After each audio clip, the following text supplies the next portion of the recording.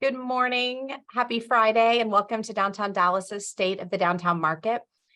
Kelsey just opened up our forum. We're going to let people log on. I'm seeing the participant number go up, and we'll get started in about a minute or two. Good to be with you all. Okay, we'll go ahead and get started. It's wonderful to be with you all, and welcome to Downtown Dallas's State of the Downtown Market. I am Jennifer Scripps, and I'm the President and CEO of Downtown Dallas, Inc. And this morning, I am joined by Evan Sheets, our Vice President of Planning and Policy, and Doug Prude, our Director of Economic Development and Opportunity. And it's wonderful that you have joined us. I'm sure you're familiar with Downtown Dallas, Inc., but I wanted to remind everybody that we are celebrating our 65th anniversary. This is a milestone for us. But things never change. Some things never change. And we are always working as the lead advocate, champion, and steward of downtown Dallas. And with this presentation, I hope you'll recognize our commitment to always bringing good data, the latest information to tell the story of our successes, and to pinpoint challenges or pain points that we want to work with all of our stakeholders to address. And some of the stakeholders are listed here. It's very impressive that we have 15,000 residents and we'll share all of the units that are in production. This number is going to grow and grow rapidly over the next couple of years. We have 50 residential properties with more underway, 140 commercial office buildings. We still remain as one of the most important concentrations of office space in our region, and 30 hotels, another vibrant and growing sector of our local economy. So we'll dig in on these different categories in a moment. Here is our macro level of stats slide, and I'm going to turn it over here to Evan Sheets, again, our Vice President of Planning and Policy, to walk us through the deck, and I'll chime in a bit later. Thank you again. Thanks, Jennifer. First, we're going to start with a snapshot of exactly what downtown looks like today. So we currently have $6 billion in active development. And a lot of people ask what's included in that calculation. This is a range of projects all the way from looking at all of our fantastic private development, all the way to a lot of our conversions and renovations, and some significant public projects that are going to reshape entire sections of downtown. Much of this work is happening within 86 acres of undeveloped land. When we talk about undeveloped land, we're really talking about all of the existing flat lot parking we have throughout downtown. Now, we're in a fortunate position that much of that land is under consolidated ownership and also moving forward with various levels of planning and active development throughout the geography. Looking at each individual industry, DDI builds a snapshot of exactly what our performance looks like year over year. So starting with commercial office, when you look at our commercial office, this is the sector that's built the skyline iconic to downtown today. And it continues to be, as Jennifer mentioned, one of our most significant sectors within downtown. Now, downtown has 33 to 34 million square feet of commercial office space, all within a compact 1.1 square mile geography. That's a staggering number and the highest, densest concentration in the smallest geography in the city. Now, within that space, it bears to mention that over 26 million square feet of that space is filled with tenants and has office workers coming in and out every day. Looking at last year, CoStar reported about 150 deals. So we get the question a lot, what do we look like in comparison to prior years, especially with the years of uncertainty we saw in the past 2 years preceding 2022? Well, about 150 deals and anywhere from 1 million to 1.5 million square feet is really a steady pattern that we've seen, that we have settled into over time. Our gross asking rents right now are about $2.84 a square foot, and that's slightly down from 2021 at $25.52. This is across all products of all ages throughout the entire geography. Again, that lends itself to settling into a steady pattern. A couple of those great leases that represent those numbers really represent the diversity we see in our overall tenant mix here in downtown, which has been a great advantage to us as we have begun and continue to diversify our tenant mix and our industries that we represent. We really find ourselves in a scenario where we are typically padded from economic shocks and other challenges that come into the market in any given year. So one of the big leases that we were tracking was Goldman Sachs as they leased additional space in 717 Harwood. They have a significant footprint in Trammell Crow Center currently. And we're very excited to see them move into their new facility as that construction is currently underway just on the other side of Woodall Rogers. We have really unique companies such as Unique Furniture Concept, Tangram in the East Quarter, and also the ad agency Lerma in the Luminary in the West End. Another really great example of the diversity we have within our geography, of which upon their initial signing of their lease actually doubled their space and footprint and commitment in downtown. So we're really excited to see a lot of this progress continue. So another question we get often is, where's commercial office headed? Well, across the nation, I think that's a question that's asked quite frequently. One of the things that we see as we've settled into what we feel like is a very consistent and predictable pattern within our geography is a move to slightly smaller footprints. As lease terms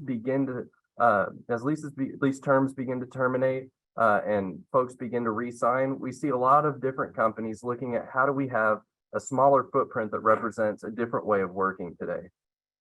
One of those ways that we continue to see is the existence and continuance of flexibility in the office.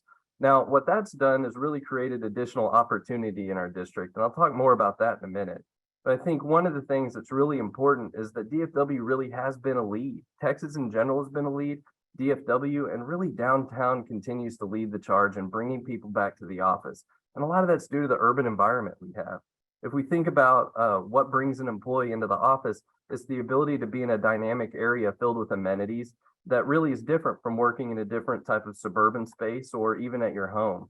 Downtown, you have the ability to take advantage of everything the entire neighborhood has to offer, and not just what your office or your neighborhood has to offer in a typical scenario. So last year we saw 50,000 more people on average as we track entrances and exits into downtown during typical employee hours. That's a significant lift from the year before. We're at about 120 employees in downtown per day, and that number is really close to where we were before pre-pandemic and in prior years. So we see that as a very encouraging signal. One of the big stories we continue to see is as leases begin to reduce in size slightly, we see the opportunity to reposition many of the existing assets within downtown. We had our first renaissance in downtown fueled by over 40 repositioning and redevelopments of existing historic office stock. This led to an entire emergence of a neighborhood of residents and multiple sectors, hotels throughout downtown. So a selected list of what that looks like. A couple of those, and many of you have seen these or are working on these projects right now: Bryan Tower, Energy Plaza, as well as Santander Tower and Renaissance Tower, all looking at different levels of repositioning, as well as Comerica being our most recent building to trade hands. Santander, we hope to see move into pre-leasing in the near term as well. So that will be leading the charge. That leads us naturally to multifamily. Multifamilies continue to be one of our highest performing sectors, both leading into the pandemic, post-pandemic, and really into 2023. As Jennifer mentioned, we in a short period of 2 decades moved from 200 residents to over 15,000. And they're in a variety of products: condominium, attached single family, and our largest sector, multifamily rental. So we continue to see this being a leading sector as we move forward.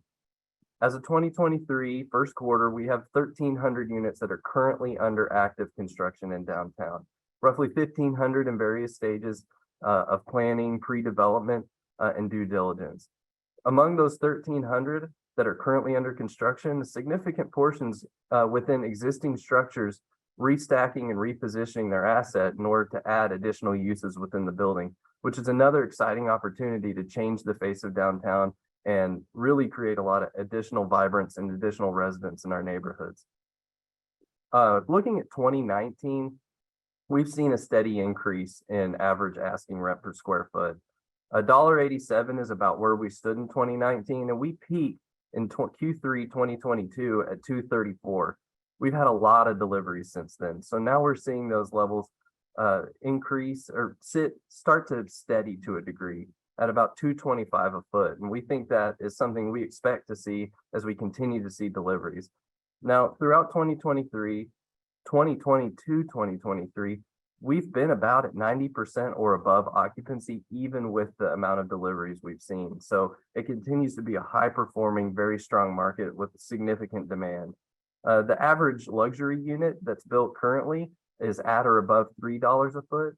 And this really illustrates something that we think is very unique about the neighborhood that we're within. We have a range in products from $1.89 per square foot all the way to over $4 a foot in some of our highest end properties. This really provides access to everybody to what's happening in downtown and to be part of this vibrancy and a lot of choice within the overall district. So we continue to see multifamily being a prime sector as we go into as we continue through 2023 and go into 2024. So I'm going to turn this over to Doug Prude to talk about one of our best comeback stories that we've seen, and that's the great success we've seen in hospitality. So I'll turn it over to you now, Doug. To date, hospitality has shown the greatest increases in KPIs over prior years. Downtown hotels were among the hardest hit by the pandemic. More than 50% temporarily ceased operations. Industry approximations anticipated that roughly 4 to 5 years for a full national recovery. However, following a slow return to form in 2021, 2022 exceeded all expectations. Pent-up tourist travel demand, accompanied by a surplus of discretionary income and combined with an aggressive comeback from conventions and trade shows, led to the sector to return to meet or exceed pre-pandemic metrics. Business travel has changed due to the adoption of technology, but continues to be a key influence on hotel performance.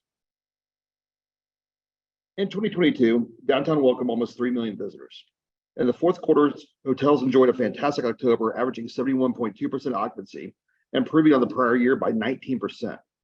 Average daily rates exceeded 21 by 26%, landing at $250.14 in October, and revenue per available room exceeded the prior year by nearly 50%. Downtown hotels continue to perform through the normally slow months of November and December and easily outperformed the prior year.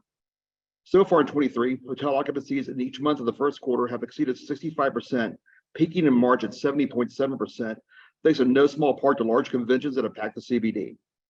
Downtown has already hosted over 1.2 million guests this year to date, welcoming groups ranging from the Dallas Safari Club members, automobile dealers from across the nation, cheerleading, volleyball, and taekwondo competitions, of course, the women's college basketball Final Four tournament, and a bevy of professional and social organizations that all got a taste of our hospitality and will continue to contribute to what looks to be a phenomenal year for our hotels. Now on to retail and restaurants. Now, believe it or not, all these visitors, office workers, and residents are all eating, drinking, and shopping in downtown. Throughout the CBD, you can find unique shopping experiences, breakfast, lunch, dinner, and late night dining, cocktails, mocktails, craft beer and wine, and some really cool stuff to show off on social media. 2022 saw more interest from retail tenants than years past. Our unique retailers have enhanced the experience in the area, giving downtown an eclectic vibe unlike anywhere else in the region. We're seeing higher restaurant tickets during the week and are growing happy hour and dinner crowds, as well as spikes on the weekends across all districts. These retailers are taking full advantage of the aforementioned convention crowd by reaching out for advanced bookings and catering to the traveler, while also welcoming in people from around DFW, a crowd that in the past rarely came into the CBD, but is now returning regularly for our great dining and, of course, DDI's very fun events. Downtown welcomed 10 new restaurants and bars in 2022, ranging from Freebird's Burritos in the Arts District to the Brass Ram Steakhouse in the East Quarter. Foodies have been flocking to the area to grab a bite of the city's newest eateries. The next time you're on Elm Street, look for the Bright Pink Facade. That's the Sweet Tooth Hotel. It's an interactive art exhibit where guests tour several rooms, each decorated by different local artists, and are encouraged to take as many pictures as they wish. Guests can also enjoy candy-themed cocktails at the Sweet Tooth, or a beer or a glass of wine. The new year brought new headlines, and most of those were taken by Starship Bagel. If you haven't heard of them yet, they are the best bagels in the world, and they sell them from a small walk-up shed next to the Eyeball in the center of downtown. Open 7 days a week until they run out. Get there early. There's always a line. The Union Tower has just opened Crown Block, rare steaks and fine seafood served atop our city's most recognizable landmark. And finally, stop by the Statler Hotel and check out Apothecary Social. This boutique specializes in unique gifts in men's and women's wear. You can find them in the lobby at the Statler. So that, my friends, is what we have now. And now for what's coming with construction and development. Let's go back to Evan Sheets. Thanks, Doug. I think now Doug's illustrating something that is really important to note. We really were worried about the hospitality and hotel sector as we had shutdowns and it was one of the most hit sectors. Business travel was something that people didn't really know was going to return. And we saw that that whole industry was really propped up by staycations and weekend retreats. What we saw as we entered 2022 was something completely different. All that pent up demand set us up for a year that outperformed 2019 and 2018 numbers. We see 2023 being even stronger in those numbers moving forward. So what Doug's highlighted is a really important industry to watch. And as he mentioned, we have over 10,000 rooms just within downtown Dallas. That's a huge number, and we continue to see new construction today with many of those properties. So when we look at construction, this is really what's on the horizon. Through the year, we saw many buildings continue to change hands, which really spoke to the overall investment potential within downtown. It's a safe place to put money, and people saw the opportunity here of a market that's going to continue to stay stable. Renovations and conversions will likely continue to be one of our key areas, and also large public infrastructure projects. This is something that typically doesn't enter this mix that we really think is going to fuel our growth moving forward. This is anything from park development from the future Harwood Park to large projects such as I-30 Canyon reconstruction, as well as the repositioning of our downtown convention center, which I'll talk a little bit more about in just a moment. So when we talk about our major development, these are the projects happening on our existing flat lots throughout downtown. These are projects like the Field Street District, New Park, the project of Portman Holdings in the Arts District. These are projects that are finally stitching together some of the missing pieces between our most successful districts and really creating connections that get from our districts downtown through currently vacant space into highly vibrant, highly exciting districts outside of downtown. So again, these are critical as we move forward and really where we have our lens to continue to track and watch these projects. Now, Harwood Park, the final part within the great story of park development, redeveloping our parking lots as true green space throughout downtown. Harwood is set to open in fall of this year, and we expect it to be one of our most highly trafficked parts. It sits within a neighborhood with a lot of attached single family ownership, as well as significant multifamily development happening now. We have Modera St. Paul currently under construction, which is a great link between both the Discovery District and Harwood Park. And these projects really speak to what we see as an opportunity to continue to infill and create connections between these unique places. So one of the most exciting developments of 2022 was the voter-approved project to renovate the Kay Bailey Hutchinson Convention Center. This is an over $2 billion project to re-renovate the facility and really look at how to bring it into an even higher competitive level among our national peers. If you look at our numbers now, Doug had mentioned we have about 2.9 million visitors just from conventions in downtown.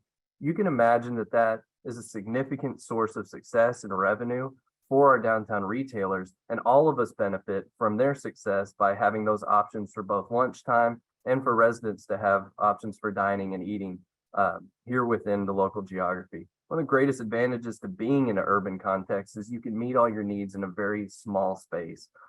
You potentially can meet those needs without the need for a vehicle, a personal vehicle to make most of your daily trips. That's really what our goal is here in downtown, and projects such as these help try to make that dream a reality.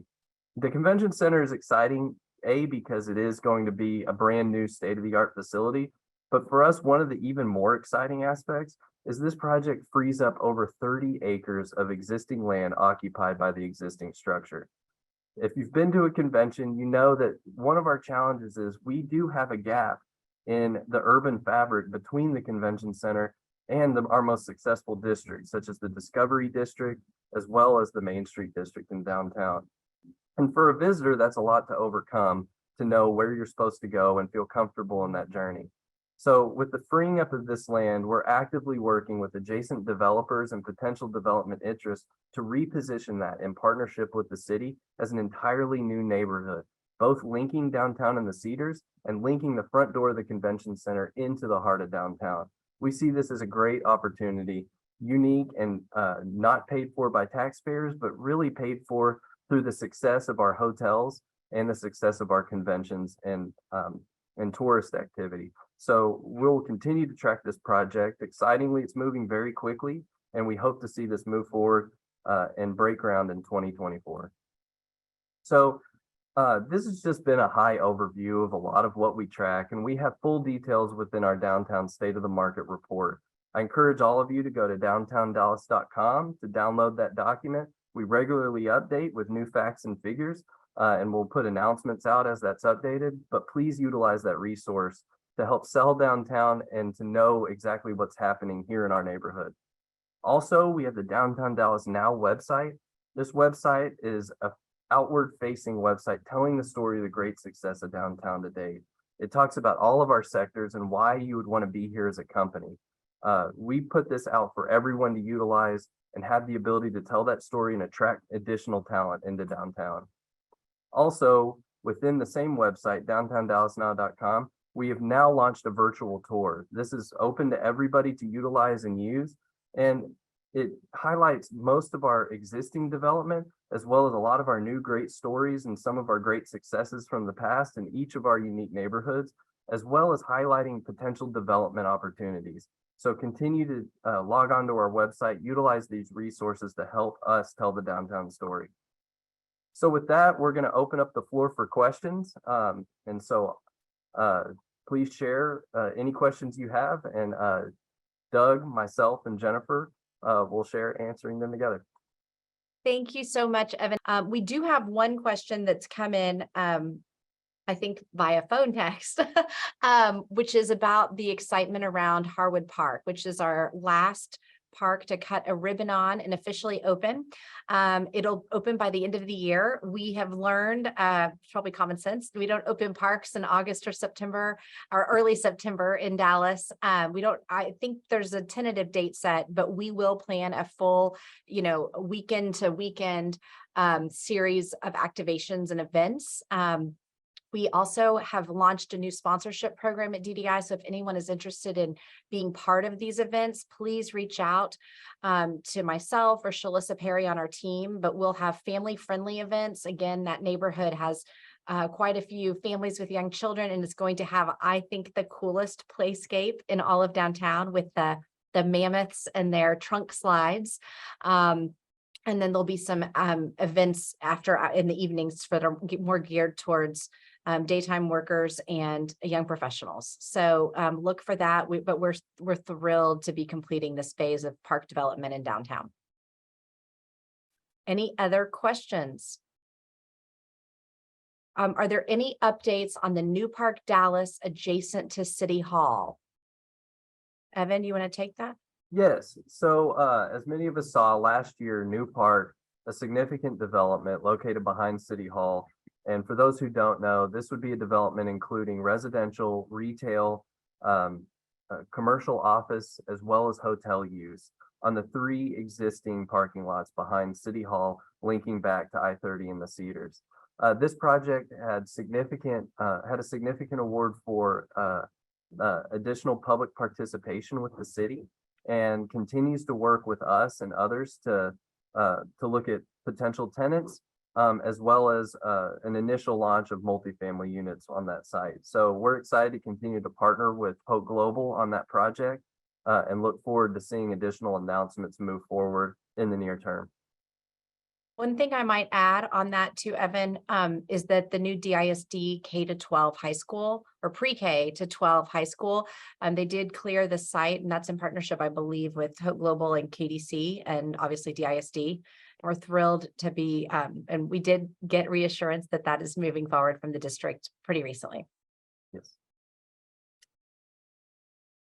There's another question. Can you show the slide with the building conversions again, please? We would like to know a list of all known adaptive reuse projects and planning. I don't even remember who was still driving the slide, y'all. I can share that. Hold on just a moment. Okay, thanks. You can always reach out to us here at the office. I'm happy to share that list with you and any details that we have on the projects. And you can get to us pretty easily, info@downtowndallas.com. Okay.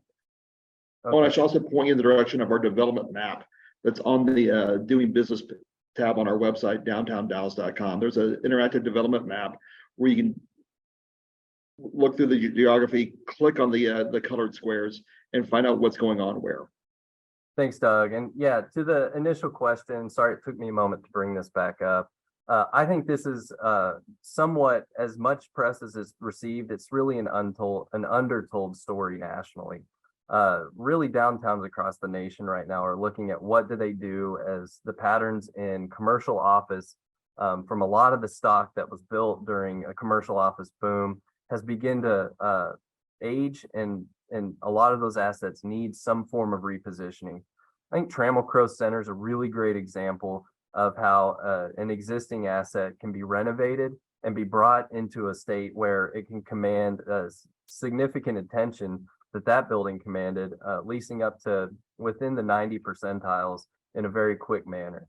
And that was really through very unique and smart renovation, both on the ground floor and within the tenant spaces, to bring that up to a higher status. A lot of these projects continue to look at opportunities to do just that and then reinvest in the property. What we're really excited about is something that really has made downtown success story such a great story, and that's the diversification within our individual markets. We're really very excited about the opportunity to add additional uses in these buildings. And so for downtown Dallas to show the nation that we have found a way to financially go into these buildings and restack the plan, open up space, and make viable residential and hotel projects that coexist with existing commercial office projects, we think this takes us to our next phase of downtown development. So having a handful this large, having 2 million square feet currently underway, 1,000 units currently underway within those properties, and new properties that are still in planning that we expect to see announced, or properties that have been announced, we expect to see have bolder and more interesting solutions launch forward. These are things that we continue to see as some of the most exciting developments in downtown. And to Doug's point, yes, our staff, all the numbers you see today are tracked internally. And one of the things we like to do as DDI is be a resource to all of you. As you have questions in this regard, no one tells the story like DDI does. And we have this information at the ready, and we're happy to make custom pulls of information, data, market data, and help you tell your story, both to if you have a lender you need to tell the story to, if you want to tell a story to a potential tenant, or if you just want to tell the story of the success of downtown, we have that information at the ready. And Doug, myself, and our economic development team is ready to provide that at a moment's notice. We have another question. Any updates on moving a grocer downtown? There is an uptick in availability of affordable housing, which is true in the Galbraith we highlighted earlier. But this says that Urban Value and Berkeley's are not accepting SNAP. They're not full service grocery stores, which leaves people to go to other places like 7-Eleven or CVS for access to groceries. So Doug, do you want to take that about the perception survey data on grocery? Sure, and we've come close. We have our two Tom Thumbs flanking downtown over by Baylor Medical District and up Field Street and near Victory Park. Currently, traditional grocery stores, large 50,000 square foot footprints, like we see throughout Dallas, those types of stores are just, that type of square footage just isn't available in downtown currently. Grocers are looking at, with 15,000 residents and growing, of course, the over 2 million visitors per year in the office population that we mentioned, they are starting to look, and they're looking at the new developments. So as these new developments begin to get deeper into planning, we should see more interest from grocers coming into downtown. Okay, well, that completes the questions. Thank you all so much for joining us. Again, if this has jogged your thinking and you have some follow-up, please do not be shy. Reach out to Doug, Evan, or myself, and we'll route it through DDI and get you the information or any follow-up data that you think you need. And with that, we'll wrap up. Again, thank you all and have a great Friday. Take care. Thank you. Thanks, guys.